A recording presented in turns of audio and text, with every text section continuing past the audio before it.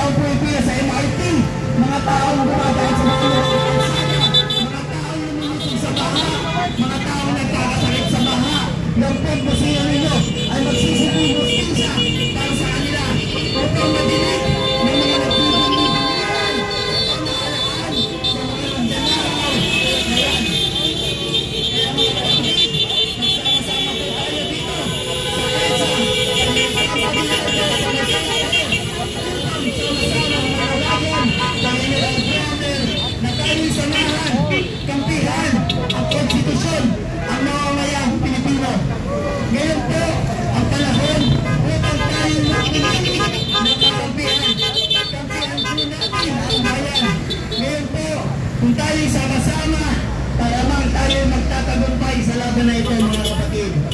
Para sa kinabukasan ng mga kabataan, at kinabukasan ng ating mga anak, anak pa, sa mga susunod na iyon. Kaya tayo pindusina upang matinig nila ang ating mga hinain at baka sakaling tayo ay mapakinggan ng mga bulat, ng mga bulat, ang mga magmumulong sa mga kaya ngayon tayo nandito. Samahan niyo ba kami? Hindi na kami umili. Ang napigil natin, ipapanalo itong laban na ito, mga kapatid. Nagpapasalamat tayo sa ating mga kapatid na kapulisan, ating mga kapatid sa kasindaluhan, sa kanilang pag-unawa at pag-intindi sa atin para na rin sa ating mga kaligtasan. Kaya po sila nagdaan. Mga kababayan, tuloy-tuloy po yung ating pag-iingay. Ang kusina, patamapin yung galit. Mag-ingay, lahat po tayo ay tinatamaan ng matinding pagnanakaw ng gobyernong ito. Kailangan namin ang inyong pagkakaisa. Samahan niyo po kami. Kakampi na po natin yung pulis at kasundaluhan. Sila po ay para sa taong bayan. Kaya nagpapasama po tayo.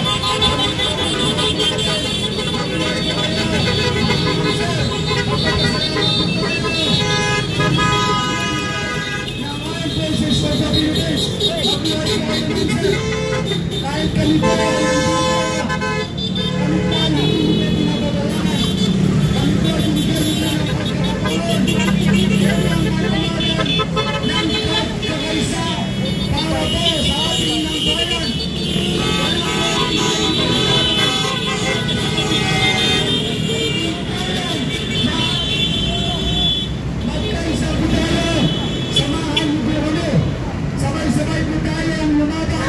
sabay-sabay po natin baguhin ang baluktot na gobyerno.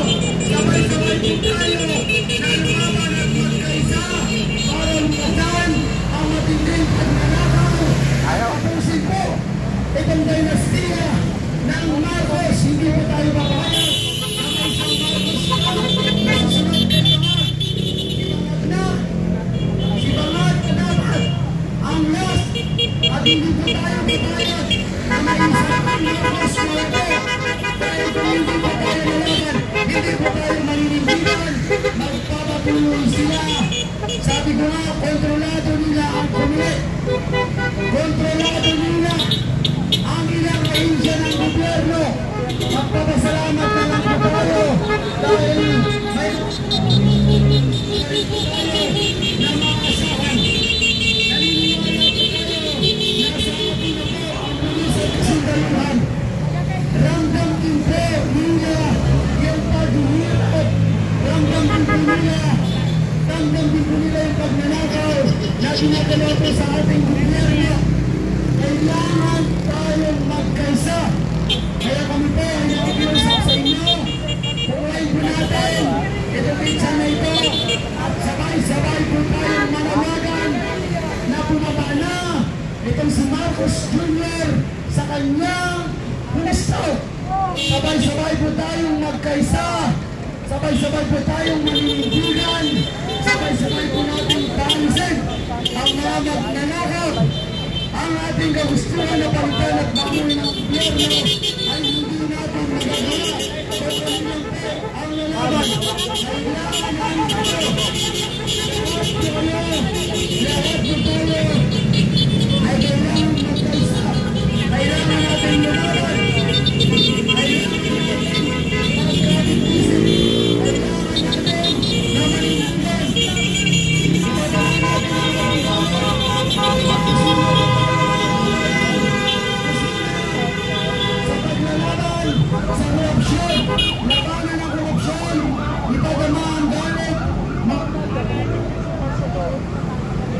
likod sumusuko.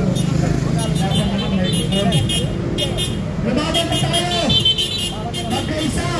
Sabay-sabay po natin pagulong itong baluktot na pagkawatakbo sa ating gobyerno. Kailangan silang palitan. Hindi na po ito matadala sa isang independent commission na ang kanilang bagay ay pagtakbo lamang ang pagkakaroon sapagkat walang ibang mastermind sa magnanakaw sa kapa ng bayan kundi si Bongbong Marcos. Mga kababayan natin, siya ang pasimuno ng pagkanakaw. Siya si Bongbong Marcos. Martin Lumogo, sabi ko, at ilan pa sa mga pinangalaman. Kailangan natin magkaisa.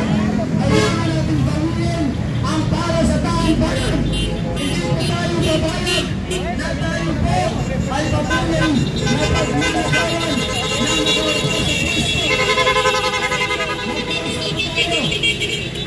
pumunta po kayo dito sa kapag-inito. Nandito na po kami. Nagantay sa inyo. Kailangan namin ang pwersa ng sambayanang Pilipino. Kailangan namin kayo. Hindi namin makakayanan ang labang ito kung wala kayo. At hindi natin kayang pag-iiwas kung hindi pa tayo maninindigan. Kung yung sinabi ng pagbabago, manindigan po kayo sa mga kabataan. Manindigan po kayo sapagkat ang kinabukasan ng ating bansa ang nakataya dito, mga kababayan natin. Mga kapatid, ayan po, natinig natin ang galit ng sambayanang Pilipino sa pamamagitan ng inyong mga busina upang maging boses ng ating mga kabataan, ng ating kinabukasan. Kaya po, yung busina na yan ang magsisilbing justisya para sa pera at kabahan ng bayan na winawalang niya ng mga sistematikong mandagrakaw sa ating gobyerno.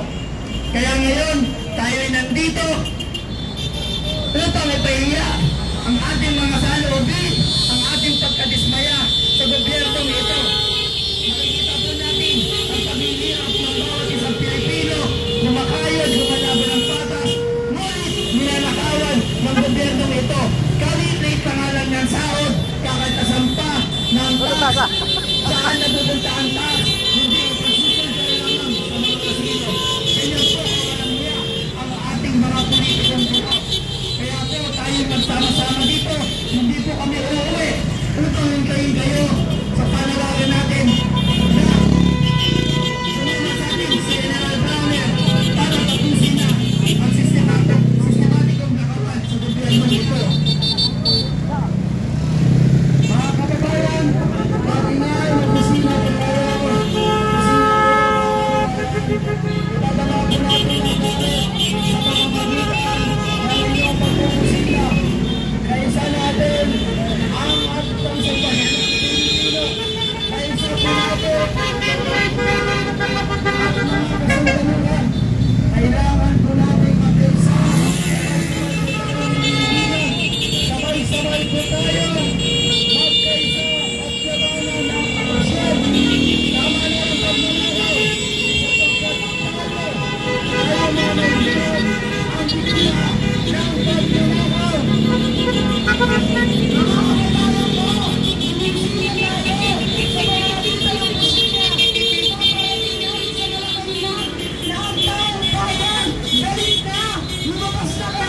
Ano ba hinihintay natin? Nandito na tayo sa labas ng mga ginagawa. Hinihintay natin si Sen. Browner.